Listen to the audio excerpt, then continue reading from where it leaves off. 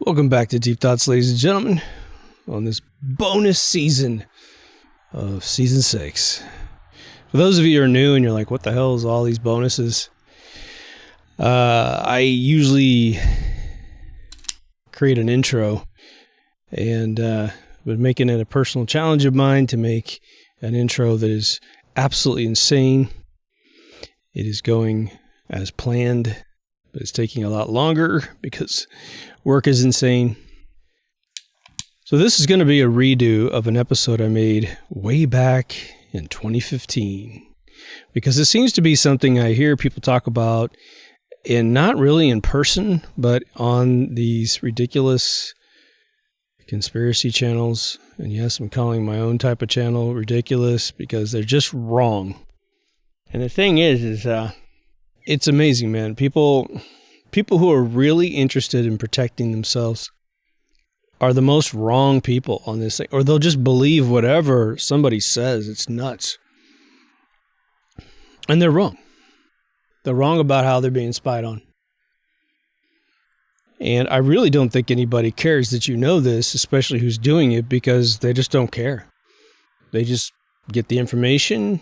There's no chance that they won't get the information from you. And that's it.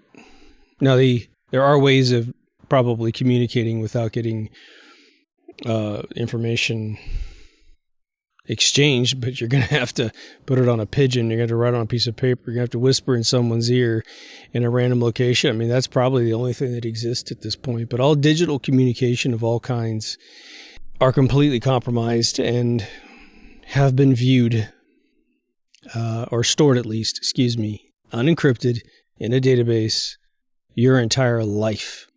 It depends on how old you are. But definitely since Microsoft Windows released, definitely since the internet came out. And you need to understand that this stuff doesn't get released without those precautions being taken care of, meaning getting your information traced and put in a gigantic database. Another way of saying it is that they didn't release the internet and say, oh gosh, we need to create some methodology to steal information as people transmit it to each other. And then, they toil later in life and you had an era where you weren't traced. That's never been the case. Guarantee it. Okay. So listen up. I'm going to go over everything that I know, both from your personal computer all the way up into the cloud. And it's actually easier to start in the cloud and come back down to your computer. But the chronology of it's the opposite.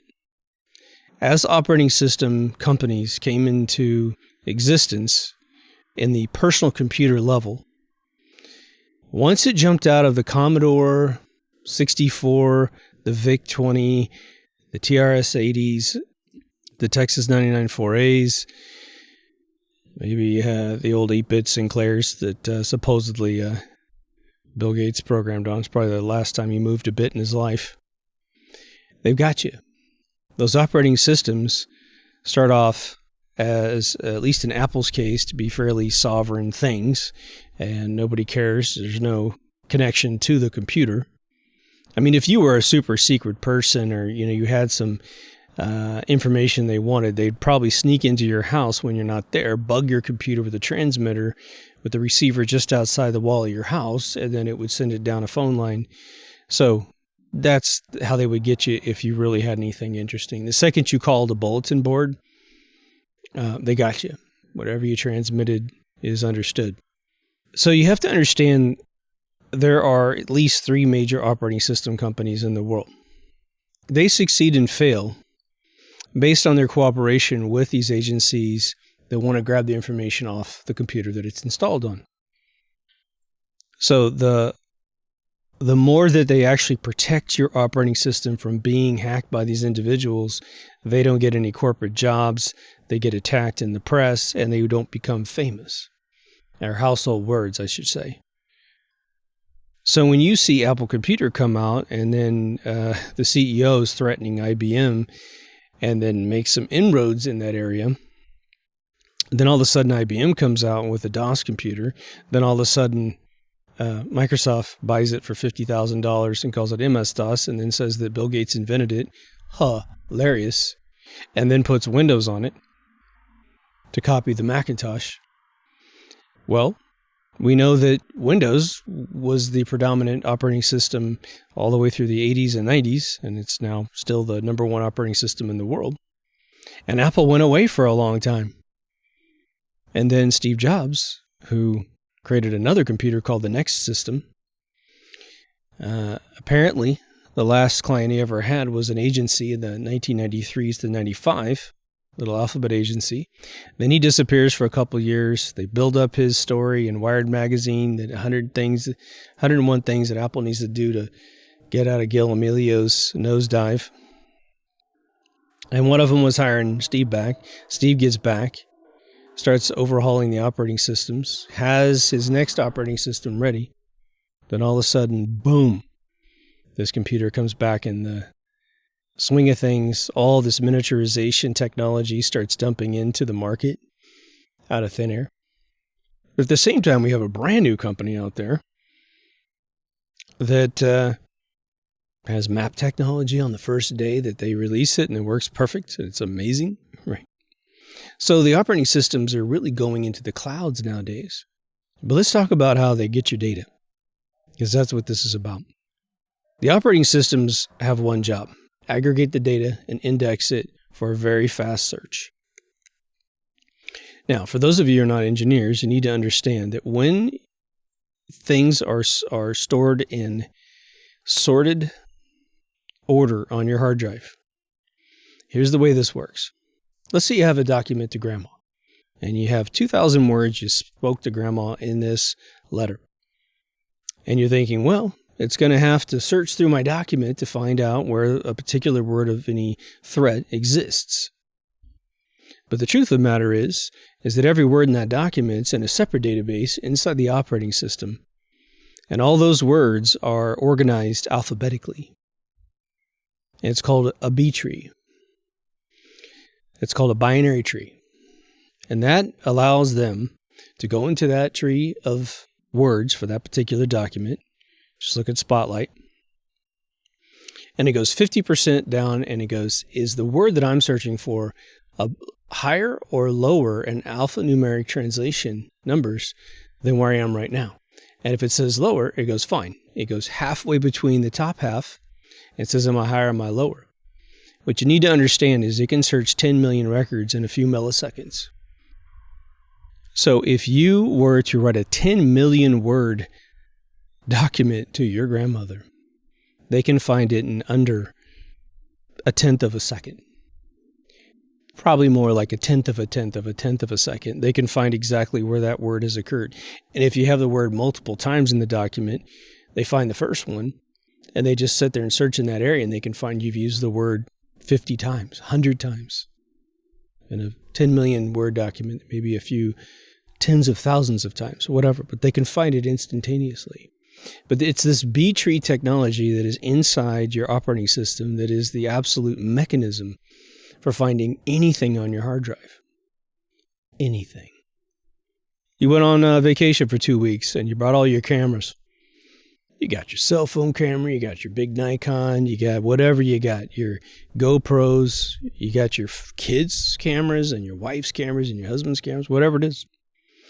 And as long as you put it all inside that computer, especially a Macintosh computer, and you upload your photos into Photos, it used to be called iPhotos, now it's just called Photos, it's going to scrape every face and put it into a B tree.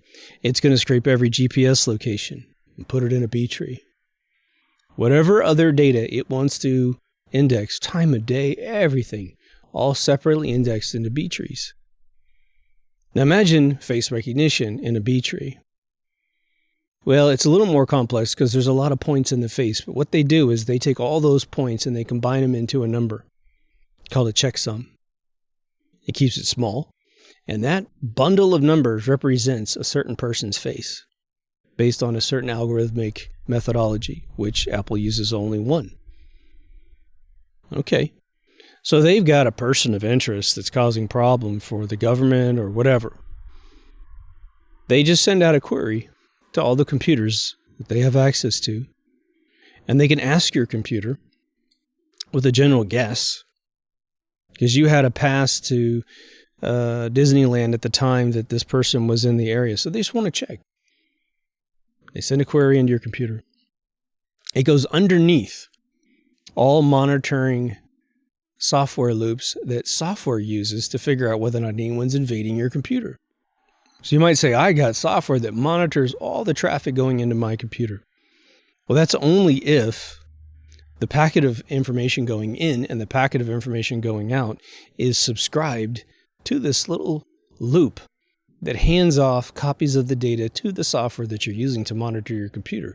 But there's a back door that goes right around that monitoring loop, and it can get in and get out, and you have no clue that it's happening. And that's also at your router level.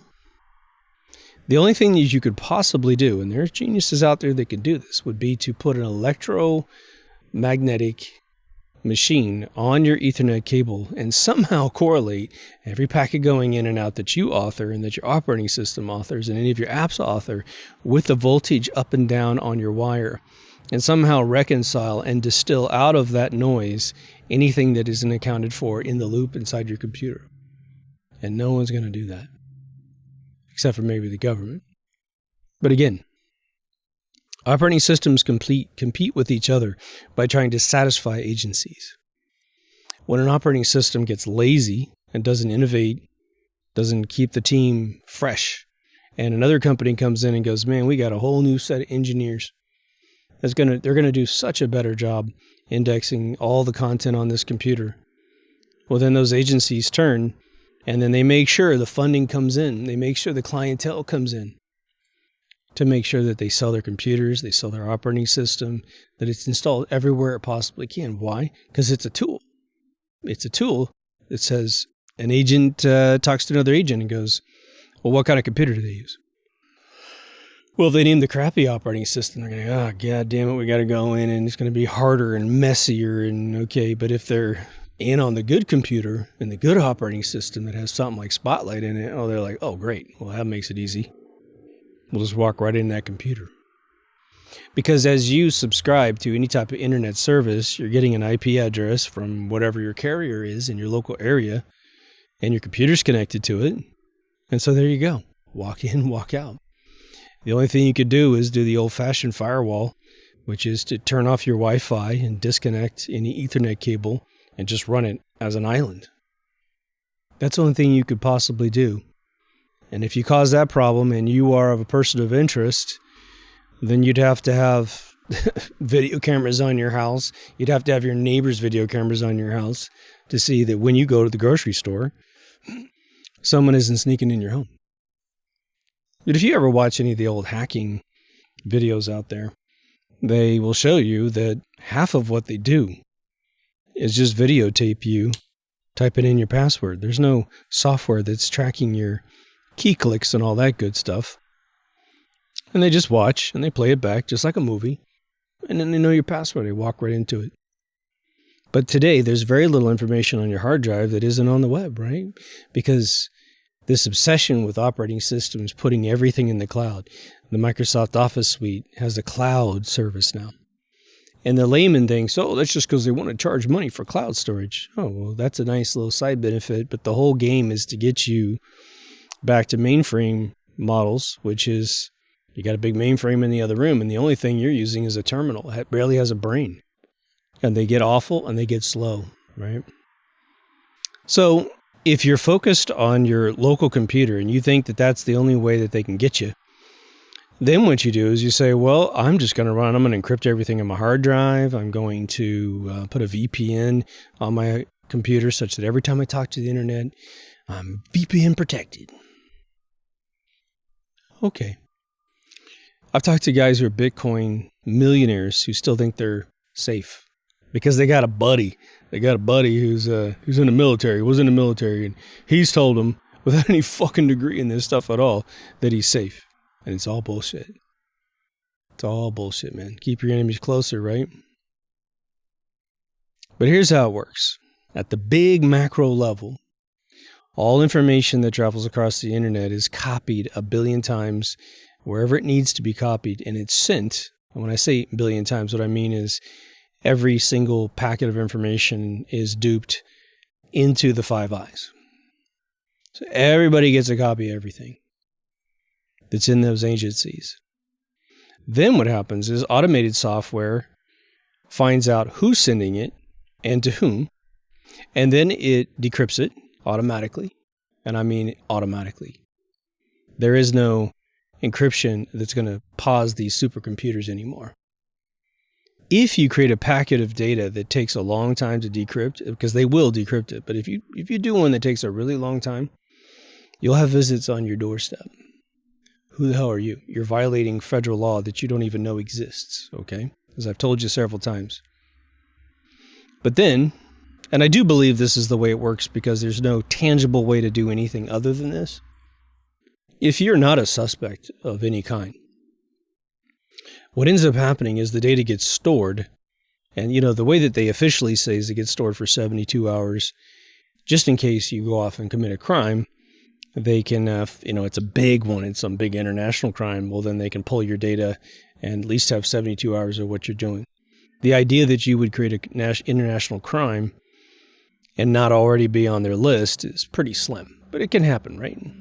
If you get on their list, then all of your data is stored for an indefinite amount of time. If they think that you're about to do something, then the data is going to be hand sifted, meaning human beings are going to look at your data. But software is always there to help. Software is always there to look at keywords, alias words, things that mean things like wet works from John Podesta's emails. Now, technically speaking, there's this cover story that there's a FISA warrant that has to be obtained to look into data that has been stored in that 72-hour thing, meaning you're not a suspect, but they want to turn on that suspect bit for your data and keep it for a very, very long time. This is what apparently they did to President 45. They didn't want him to be president, and so they turned this bit on. They accused him of some stuff. They lied to some FISA court judges who then look at a fake dossier and grant it. Part of that could just be, I don't know, it could be just a cover story that they concocted to not go completely to jail for treason, right? And now that it's proven incorrect and fake, that no one's going to jail, it's just like you can commit crimes as long as you just get above the citizen level, right? But the other big one is that people have to understand that there are routers that we buy and put in our homes, and then there are routers that big giant carriers use to route all the data into our neighborhoods, and then there's super duper mega routers that move it around gigantic clusters, right? The higher you go, all of the firmware and all of this hardware is there to make sure that it gets to the pinnacle distribution point that you don't have access to. And it gives copies away. So you're sending a transmission to grandma. Hey, how you doing? A copy gets sent to an alphabet agency, which then, according to recent information, then gets distributed to a, it doesn't really matter. Everybody gets a copy. Now, the reason why we have 5 agencies around the world spying on everybody is because there are laws in every modern country that says that you can't spy on your citizens. Now, recently, because of Kim.com, and not his fault, but he caught them spying on him illegally, and so they passed that the Fourth Amendment no longer exists in New Zealand. They have the right to spy on you whenever they want to. One step down that little tyranny slope, right? All right. But what can happen is, many of you already know this, they can look at other countries, and there's no law against that. So country A says, hey, we can't spy on our own people, so we'll give a copy of all of the data that we gather to this country B. Country B also has a Fourth Amendment, says they can't spy on their citizens, and so they send a copy to Agency A. And then they just talk to each other. They say, Agency A and B goes, hey, are you seeing this? Because we think this exists downtown, whatever. And they go, oh, yeah, we got like a bunch of guys planning that thing right there. Okay. And so then they have formalities they can do to say, I am now finding data in a foreign country, in a main city, of a threat to do something bad, whatever that is. So now I'm going to pass that information to the other country under the pretense that, hey, we found this, we think you might want to see this. But the whole keyword triggering mechanism is from the original country in the first place. We do this, and all other countries do this in the first world. Now, some people think that they don't understand how these agencies can decrypt their data. Well, data is not just randomly encrypted. Now, you could be a hacker, again, and write some code to encrypt data. You could get super clever and put it inside other vehicles, like, data inside images, and then you're just shipping images between point A and point B, and somewhere in the image is a watermark of digital data that is also encrypted. But the idea is, if a JPEG goes from point A to point B and is a 25 megabyte JPEG, which is a fairly normal size high-res JPEG, there's a lot of information in that thing that can hide a bunch of stuff. And so you could get to that level and create a whole nother protocol. But, I'm unaware. But if you were to create a boldface algorithm that has got a whole different encryption technique that has never been on the internet before, and you do triple level encryption, which I'm going to talk about in a second, and you cause them problems decrypting your data, again, you will have an army of people from your country at your doorstep, probably seizing all of your computers, probably going to put handcuffs on you. You're going to spend a long time in a dungeon, and your only way out is probably going to be working for them. So I was educated by a guy that secured NORAD in 1996. And I had already taken, 4 years worth of database support calls from pretty high-level agencies without being told what they were building. Everything was a weird story about, okay, imagine that we're at a donut shop and it's some, Los Alamos Labs thing, some DOD thing. So again, I was never told anything even remotely revealing. But there came a point where I was supposed to write a product that was going to create public and private keys. So about this time, you get this, I think he was an MIT grad, that wrote a paper on how the current encryption techniques that the banks were using could be cracked. It had never been cracked, but it could be cracked. So he created this company called VeriSign. And within 45 days, VeriSign's encryption was cracked. So the big authority who set this in motion, what they needed to do was, they needed the public to subscribe to a methodology of decryption which was easy to decrypt. So they needed to pry out of our hands, reputation-wise, a technique that hadn't been cracked, which was something they call triple DES. Now, DES is what banks use to transmit data between ATMs, between each other, and it's a simple algorithm called DES. You won't find this anywhere on the net, as far as I know. You encrypt it once, then you encrypt it again, and then you encrypt it again. Then you transmit it, and the other side has the keys to unfold those 3 levels of encryption. According to my guy, and I'm sure this is not a big deal today with supercomputers that we have today, but DES had never been cracked. But VeriSign was there to make sure that we got hooked on a crappy level of encryption. Good for us citizens, but not going to cause any problem for the government. And despite this guy's methodology getting cracked in 45 days, go look at your nearest website. VeriSign logos all over the place, aren't they? Now, what it is, I'm pretty sure most of you know this, but if you don't, now you will. But they get a giant prime number, and they cut it in half, basically, algorithmically, and they create 2 keys. They're exactly the same in mathematical reality, meaning it's basically the word left and the word right. They're both just words. So they're both just these big encryption keys. But in order to undo a piece of information that's been encrypted, they've been encrypted with one of the 2. And then there's this algorithm that basically shakes out the result, but I'm getting confusing here. You take it and you encrypt it with one of the keys that you arbitrarily call your private key. And that's just one that you don't hand out to the world. So you encrypt a document. You're the only one in the world that has that private key. So you hand it to a buddy and you give them your public key. Now, we don't use this right now in the world. We just don't. At least not at a user level. It's happening in the background a lot. Your buddy can take the public key and decrypt the document that you encrypted with your public key. It's all mathematics on the back end. The nice thing is about this is that it's your buddy's guaranteed, unless you got a gun to your head, that that document came from you and not somebody else in the world. It was a way to shake hands and put integrity out there.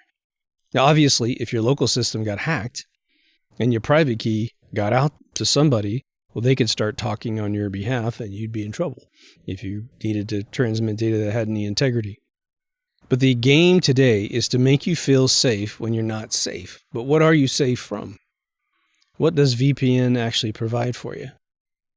Well, as I say several times on the show, if you put a VPN on your computer, you will protect yourself against low-level corporations who just want to snoop your data. What they are trying to do is they attach your IP address or your username, or both, and they want to find out how you behave online. It's an online version of Westworld, right? They're there to sift who you are as an individual to find out what you like. Now, the low-hanging fruit one is you looked up a drill on Amazon, then you come over to CNN and you see, or Fox or whatever, and you see a drill over there. You go into your Facebook app and you're like, oh my God, they're listening to my telephone.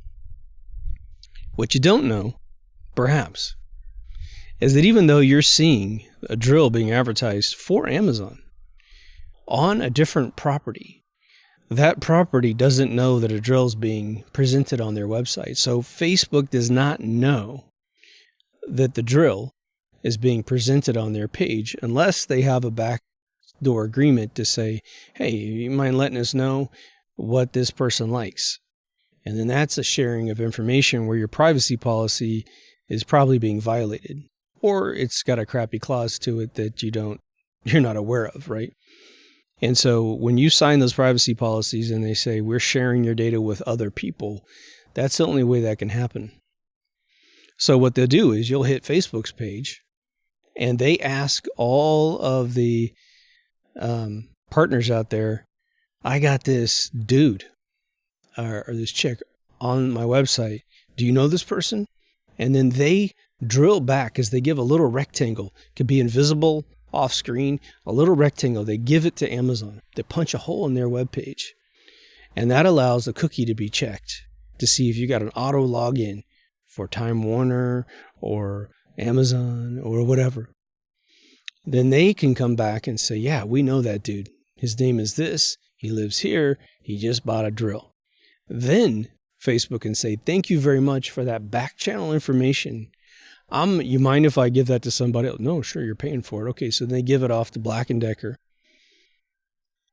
And Black & Decker goes, oh, we got drills. Boom. You get an ad for something else from a different, or something similar from a different company. That's how it's technically pulled off. But most of the time, those ads are being presented. Amazon's paying for the hole in the app, but Facebook doesn't give a crap what you buy from Amazon most of the time. Now, the other big thing that you guys are aware of, before we get into how agents play with these systems, which is a lot of what Snowden was talking about, is that they're selling your data above and beyond what you're doing on their website. So imagine Amazon selling your demographic data. It's not just that you answered in your profile that you're this age and you live in Los Angeles and you're a male and whatever. They have watched how you behave, and products mean things to them. So if you're on Amazon looking up a bunch of prepper stuff, tents and guns and whatever, then they are earmarking you as a resistance type person. And if there's an agency out there, government or otherwise, that wants to know if someone's matching this behavior, again, it's Westworld, man. That's where they got the whole plot for that show. They'll sell it off. That's why when Mark Zuckerberg went into the Senate and had to say, yeah, I sold the whole database up to whatever year it was to Cambridge Analytics. You have to understand, they sold all your dick pics. They sold all your chatting to some girls when you're married. They sold everything.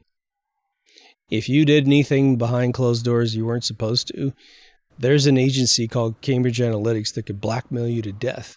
And guess what? They can sell it to anybody else as well. For those of you who know about the Wayback Machine,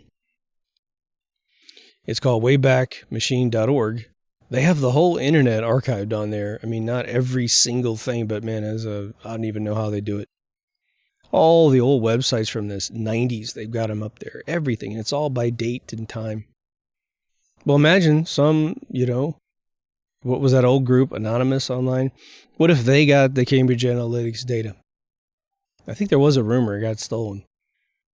They get it, and they just publish a website somewhere in the world that doesn't have extradition, doesn't have anything, and it's everybody's stuff, and you can just surf through everyone's stuff. You just find an old girlfriend, click on her account, her chats are in there, no password necessary, and it's view only. You can't type anything else new in, but you're just looking through everything that everybody ever did. That's probably going to happen at some point in the future if they can't get us under control, just to destroy lives, right? That's a lot of that Black Mirror stuff, right? The other thing they don't tell you about VPNs is as soon as you turn one on, most of those big corporations won't let you log in. If you're willing to identify yourself through a VPN, like coming in from China, that's a little bit different. They're just trying to laughably get out of China censorship and get to websites they're not supposed to get to. The truth of the matter is, China, of all people, knows everything that their people are doing. Trust me. Trust me. It's all off-the-shelf stuff. China offers some tech company in the United States or the government itself or an agency $10 billion and says we'd like to have the software that allows us to penetrate all the data that our citizens are viewing. And it's like, sure, man, here you go. We don't care.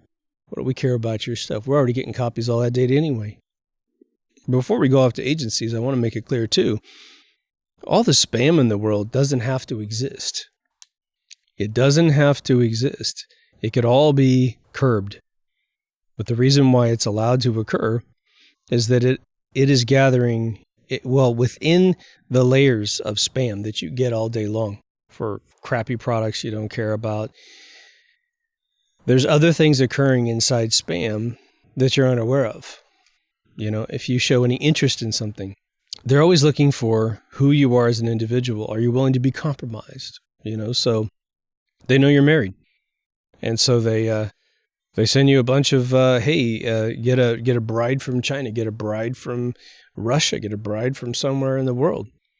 Here's a dating service. Here's an exotic product you probably wouldn't tell your spouse you want to buy.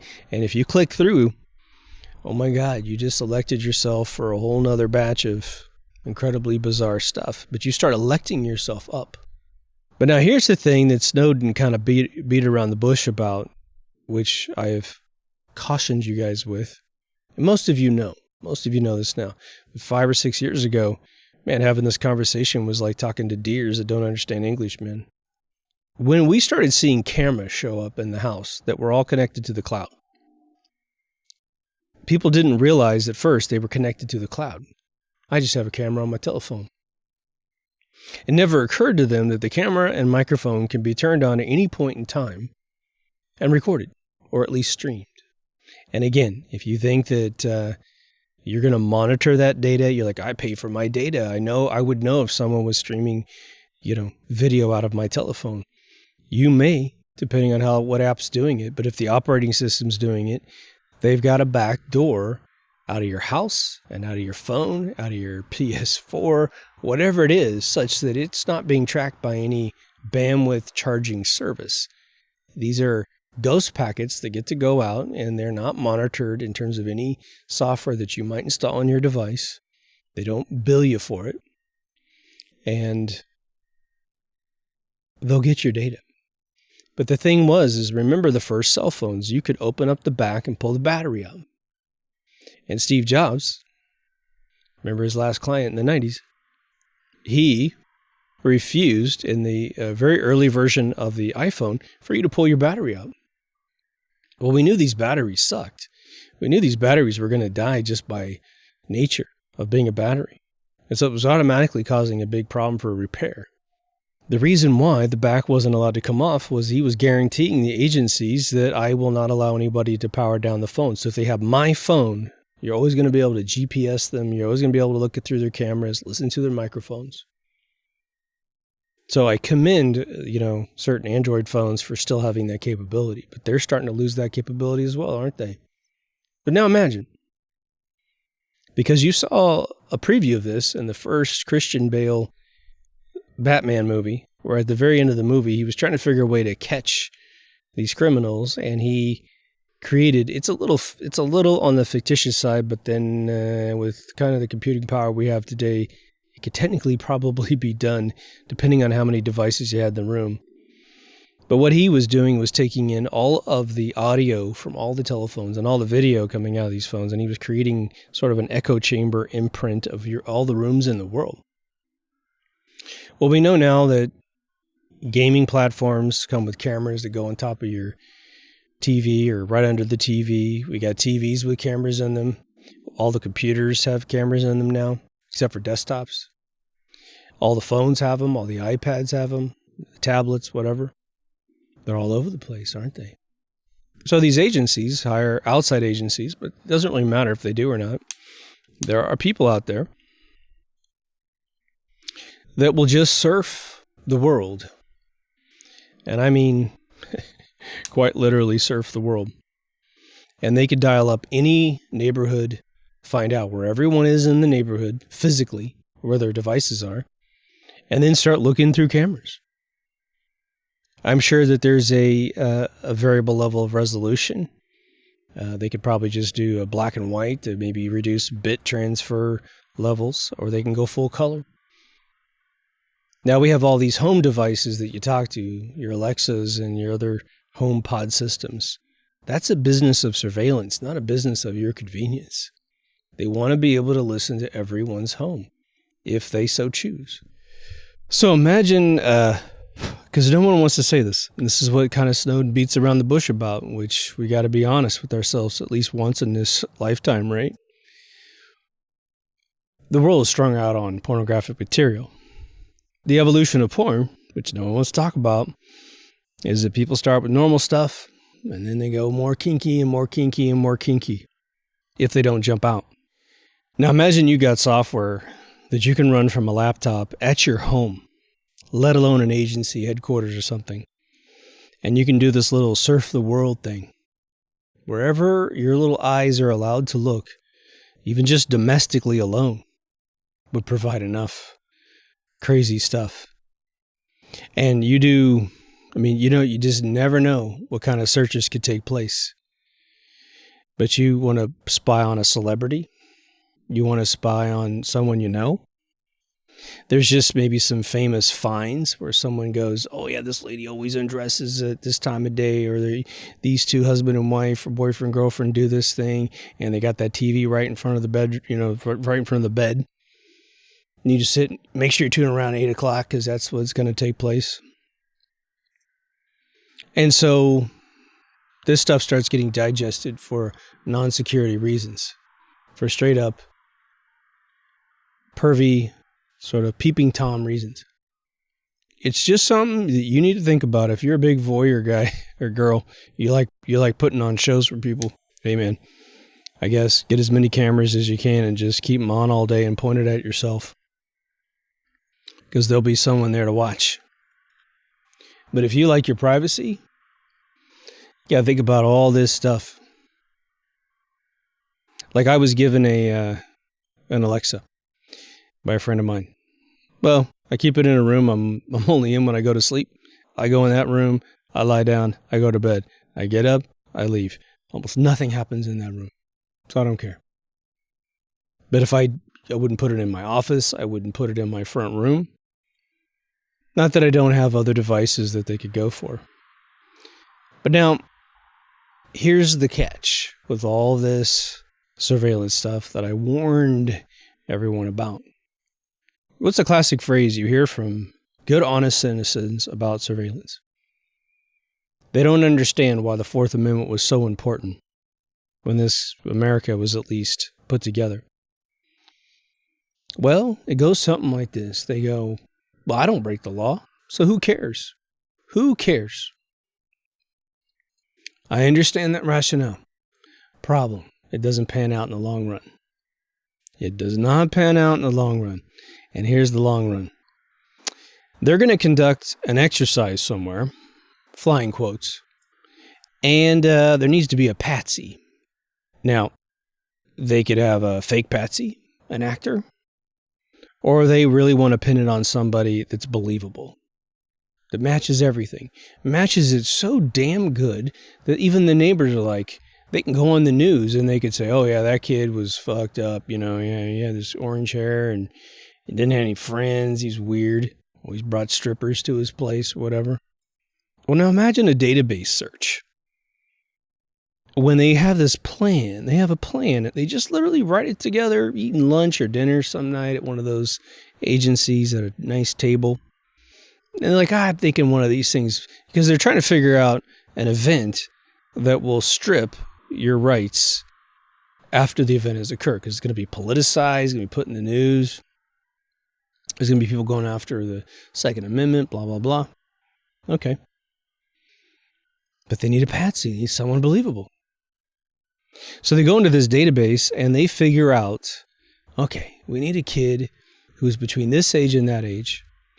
We need, because it's that renegade age, right? And they need him to have no friends. We need to have him go to nightclubs, strip clubs. He needs to be a gun owner. He needs to be a registered Republican. Whatever it is, the attributes that would make the perfect patsy.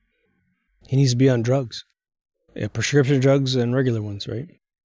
Now you're thinking, okay, you might be able to see where some of those demographics are stored in a database, registered to vote in one particular way, is a gun owner, registered gun owner. Those are all in databases, you know. You can find that stuff. You can pay $9 on anybody and find that information out. Okay. But how do they find out he has no friends?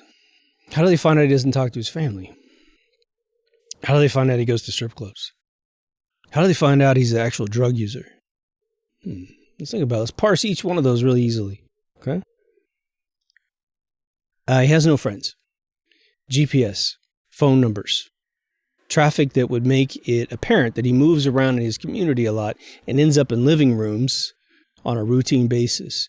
We all know, they know the GPS netting. They know who's in those regions. And, oh, yeah, he keeps role-playing with these 5 guys and eating pizza 4 times a week. So it's probably not a good target, because he's going to have 4 alibis as to who he is as a person. So they watch your movement. Now, whether you go to nightclubs or strip clubs, well, let's take a look. GPS-wise, we can find out where he goes. So we can find out he's at a nightclub versus a strip club. Different thing. We can also look at his ATM traffic to see if he's withdrawing $500 and then going to this place. And then there's no record of him acquiring stuff at other retailers for that kind of money. So the money's disappearing into that place.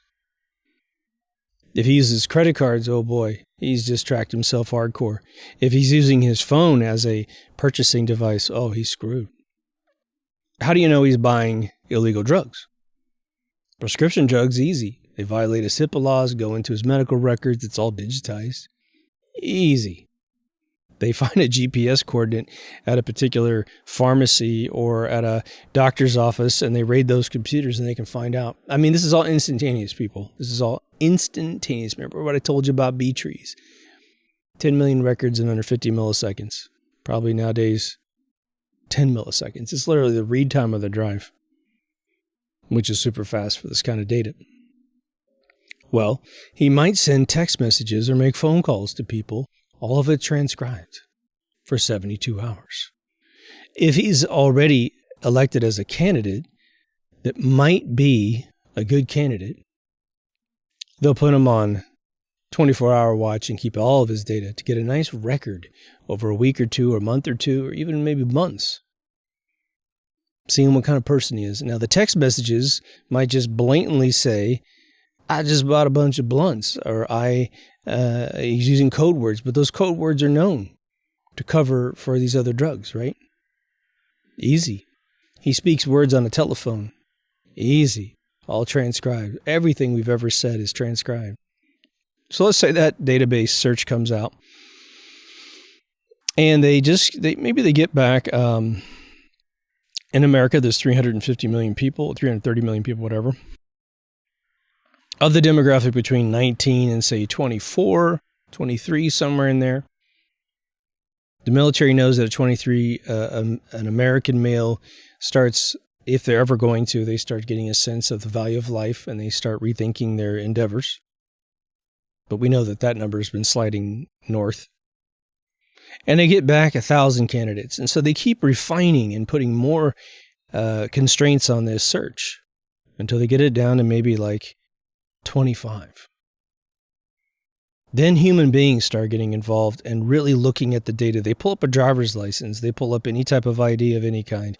They pull up his photographs off a computer, right off social media, trying to find someone who looks a particular way. And we didn't even mention social media loyalties. You know, what if he's a movement of that letter movement online? Oh boy, he's just got himself up to number one. But this actual person I'm going to talk about that I think was fingered this way existed and was incarcerated before that movement ever happened. At some point, they'll put people on the ground. They put people on the ground to maybe evaluate, I'd say up to 5 people, probably not go more than 5. Even if they came back and there's 1,000 great candidates, they probably just arbitrarily pick 5. And they're also looking for rural areas of America to make sure it's sort of a hicky kind of place that this thing could take place. But they find out that of all the people they found out, one of the guys has orange hair. He just looks weird. The public is going to love this. They're going to love the alibi story that he is that guy, the bad guy, not the good guy. The excuse, the patsy story. Once they have their guy, they make that decision. They probably have one backup. But we'll forget about the backup. Now they start preparing for the event. They start realizing, okay, we're going to really get an on-ground version of this guy. We're going to do a profile on this guy, a psychological profile. We're going to listen to him talk, listen to the way he phrases things, really get to know the kid. Then they conduct the exercise and simulation. This kid's going to go into a movie theater at night, really late at night. And we're going to say that he shoots up the entire theater. Then we have to have a way to get him blamed by the public, even though he's not going to be the kid doing the thing, because he would never do that. You have to figure out how we're going to catch him, incarcerate him, what story we're going to tell for a couple months after the event, because everyone's going to be in trauma.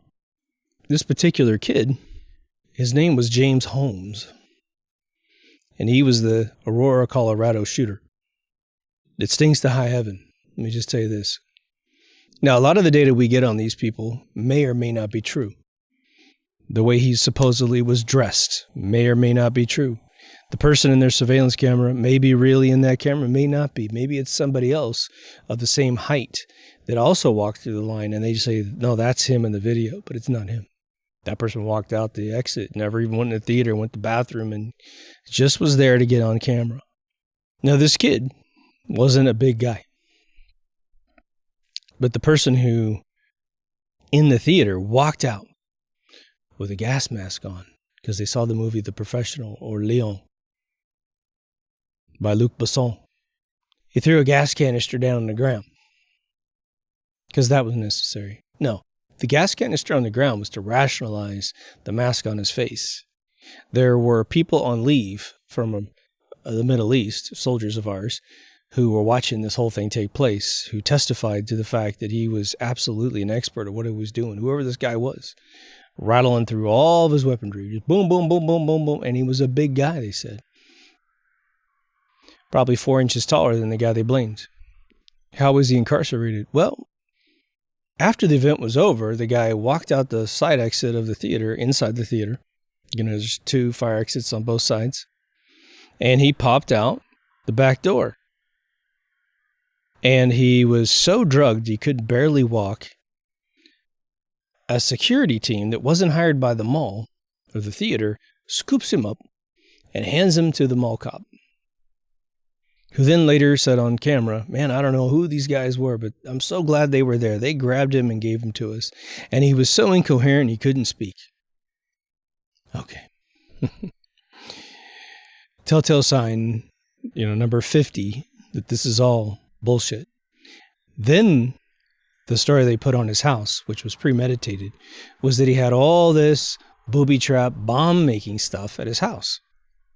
Now, around the time that story released, there was a bomb expert, military, explosives expert, that read the report of everything that was supposed to be in this kid's apartment. And he said, 1, you can't get this stuff as a civilian, no matter who you are. 2, and I'm just repeating what I initially heard, they said this stuff, if he had been able to get it, like through some really crazy black market, would have run millions of dollars because it's so rare and so not in the civilian hands. But it was a way to keep the world away from his apartment so they could do whatever they needed to do, plant stuff, do whatever they needed to do to singe up this story. When the kid shows up in court, the state apparently drugged him out so bad he couldn't speak in court. And his attorney looked a lot like a woman that's been in a lot of other events. Fuck, that's just crazy, man. I'm not saying she's the same person, but damn, she sure looks like that person. So who sedates someone so that they are incoherent in court? Was he a big threat in the prison system? He's a little puny guy. And, of course, there's photographs and stuff that contest that he's not even the same guy. Can't really speak to that. So the odds aren't high that you would become this kind of guy due to this surveillance situation. But it's up to you to look at who you are as an individual and what you're willing to, if you're standing up for your country and you're willing to think for yourself, there may be 2 birds to kill with 1 stone. You may find yourself elected out of that group of 1,000 people because, wow, we should just get rid of this kid. Oh my God, look at this guy. He's holding meetings. He's always up our ass all the time, and his data is actually really, really good. So let's fry that guy. You don't transmit any data in this world that isn't examined by at least an AI. Now, again, I think that out of thin air, you getting yourself elected to be noticed out of this automated system is pretty rare. I mean, you have to physically be in the wrong place at the right time, right? You have to be, at events that go critical, like that kid's concert where everyone got stabbed with needles. I mean, you'd have to be like a liability in some level, and then continue to have sort of a manifesto lifestyle, right? Where you're constantly posting all this acidic stuff for them, right? Truth that hurts them. But you'd have to do metric tons of it at this point to get noticed out of the cloud of people that are doing this. But you could also have your little FEMA camp color code assigned to you as a result of your behavior. Remember, the first 2 lines are fatal lines. The first line, you just get wasted the second you show up. And the second line, you get at least a kind of a faux trial, and then you get wasted. And the other 2 get sent off for reconditioning, but you can always be wasted as a result of your opinion about things, man. So what would fix this? Because haven't you heard of all these super encrypted telephones out there that will prevent any data from going back and forth? Well, based on what I just told you, it doesn't matter how encrypted the actual device is that you're holding in your hand or have on your desktop or on your lap. As long as you transmit data over their internet lines, you can't transmit data that can't be decrypted. And again, I want to say that almost categorically at this point, because supercomputers are, it's a quantum leap over what they were just even 5 years ago. I mean, every single year, the power of these systems are insane. And the thing that happens is they're tiered.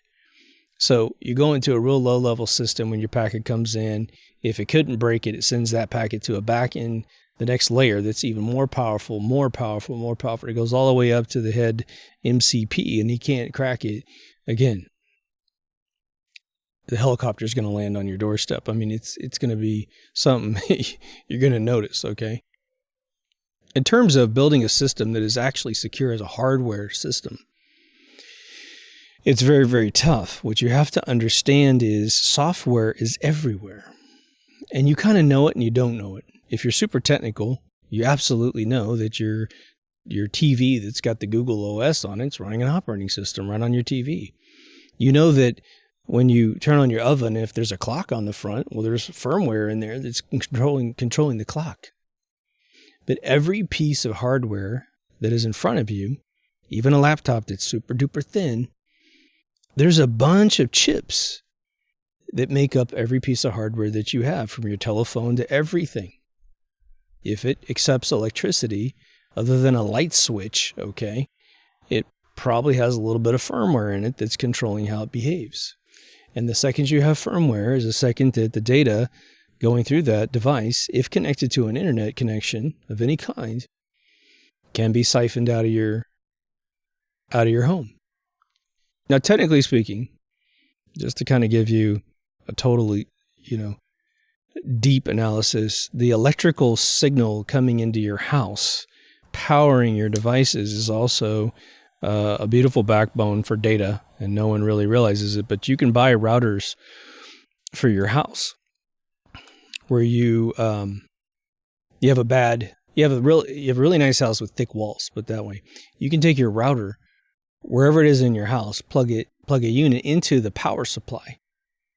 And then from every power outlet in your house, you can have this other jump router broadcast into every single room using the grid of your house. That product already exists. So imagine you're plugging these other devices into the wall thinking, well, it's just power. If they wanted to, okay, and you'd have to be, again, a big suspect, a heavy target, they could start siphoning literally protocol data out of your power supply. They can do it. They can do anything. Let's just put it that way, okay? But until we have a system, and it's sort of a chicken and egg problem, where there's a device-to-device encryption inside the hardware itself, where the keyboard that's accepting your keystrokes, you ever wonder how your computer's busy? It's totally busy booting up or whatever, and you type the password ahead of time, and this, the screen hasn't even presented the password field, but suddenly when the password field shows up, those keystrokes you typed about 10 seconds ago go boop in the password field. You ever wonder how that happens? Where the hell are the keystrokes going? They're going to purgatory until the computer wakes up? No, they're going into the firmware chip that is in the keyboard controller. If you have a detachable keyboard, it's usually in that enclosure that is your keyboard. If it's in your laptop, it's just on the CPU somewhere. On the motherboard, excuse me. And so it's buffering those keystrokes, waiting for someone to say, okay, give me the keystrokes now. I'm ready. And it goes, boom, boom, boom, boom. This is what the guy typed in the middle of that boot up sequence. The thing is all that data is being transferred between devices on your computer as quickly as possible, because otherwise your computer might really slow down tremendously. Now, the interesting thing that happened on the Mac OS is they do give you a little bit of protection from these apps that just want to start clobbering your device. You see it on your phone all the time. Can I have your contacts? You're typing in you're launching a game from China. And they go, we need to have access to your photos and your location and your contacts because we're fucking here to spy on you. That's why this game is free. And usually, if you're smart, you go, no, no, no, no, no. And it's actually really important that on some routine basis, okay, you go into the permission settings on your phone, which you usually list all the apps and what permissions they're allowed to have. And you go in and go, hey, man, I don't remember giving you access to my location or whatever. Now, again, that's the relationship between you and that one company. The big boys have access to everything for millions of reasons, okay? When a crime happens in a big city, for instance, the police officers have the ability, if the suspect isn't located, they don't know, or they think there's an accomplice, they do what's called a GPS net, and they have to file a report. It's that time of day. And it's that location on that corner or the drugstore or whatever, liquor store that got robbed or whatever. And they can grab all of the telephones that were in that region at that time. Now, on the crime fighting level, that's awesome. But again, the second they needed James Holmes, maybe not so awesome. You might get swept up into something. Like the concert that just went bad recently, right? Imagine there's a bunch of people, provocateurs, running around stabbing people with something new to make sure that it spreads. And they need to, and something goes wrong, and they need some other people to blame, and you just happen to be at that concert. And they start scooping you up and holding you like those January 6 kids, and you're screwed, man. So again, you could have the most secure device on planet Earth, running a VPN on your phone. The second that your phone transmits any of the data inside the device to the outside world, your data is out there and it's shared amongst the 5 agencies. And this isn't a secret, man. I watched some like above board documentary the other day on New Zealand, and they just literally came out and said the 5 eyes, and they talked about how these agencies work. And you're like, oh, I thought that was like that letter movement only. Nah, it's totally, they don't care. They just don't care, man. When I first created MK Ultra Radio before this show, like I talk about it once in a while. My friends were like, "Aren't you worried? Aren't you worried?" And at first I was, and then I finally woke up. Well, especially when the world started doing their thing, and waking up, it was like, man, I'm nobody. I'm nobody in this game. So, if you want to give someone information and you don't want someone else to know, your only option is to get off the grid completely. I mean, you don't have a telephone of any kind. I don't know. Landlines are also sniffed big time. You have to understand every landline's been transcribed for years and years and years. I had a friend of mine that worked for an alphabet agency in a previous life, and it was probably within 5 years of quitting that agency, and I've told the story once before, but I mentioned the agency's acronym on the telephone. And all he said on the other line was, Mike, like, don't say that, that kind of gesture. And sure enough, our phone went dead. And, first I thought maybe he just hung up on me. And then I tried to call him back, and his number was unavailable with a landline back in 91, something like that. So he was monitored big time. If that agency's name was mentioned, his phone was cut off. Phenomenal, right? So I want to dispel what people are thinking they're getting away with, so you don't do something stupid, for one thing. A lot of the Bitcoin guys are really super duper into VPNs. They think they're totally safe. They think their wallets are completely safe, and they're not. Why do you think when these wallet crimes happened more recently, like the guy who hacked Twitter and put up the GoFundMes for, President Obama, they were caught, man. They were caught and went to jail. It's because they weren't safe, and it's just a computer lookup, man.